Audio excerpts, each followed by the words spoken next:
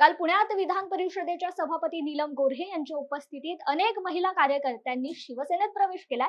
यावेळी येत्या लोकसभा निवडणुकीच्या पार्श्वभूमीवर नीलम गोऱ्हे यांनी माध्यमांशी संवाद साधलाय।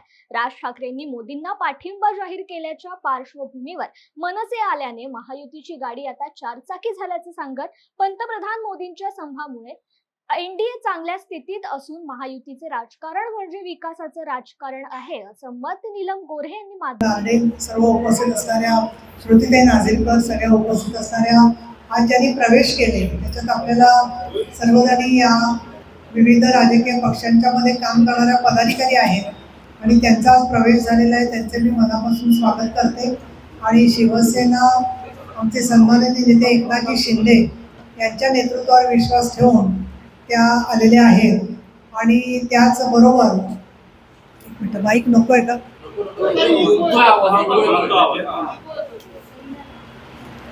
त्या शिवसेना पक्षप्रमुखांच्या नेतृत्वावरती विश्वास ठेवून आलेले आहेत आणि त्याचबरोबर आपल्याला कल्पना आहेच की आत्तापर्यंत आमचा प्रवास 3 चाकीतून चालू होता तो आता 4 चाकीतून सुरू झालेला आहे।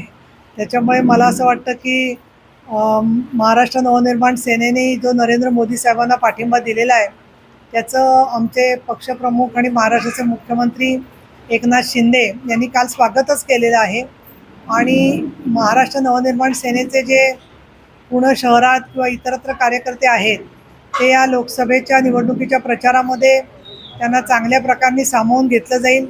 जिथे जिथे शिवसेनेचे उमेदवार आहेत त्या ठिकाणी सुद्धा त्यांच्या कामाचा आम्हाला फायदा होईल आणि महायुतीला त्याचा चांगल्या प्रकारे फायदा होईल याची आम्हाला खात्री आहे।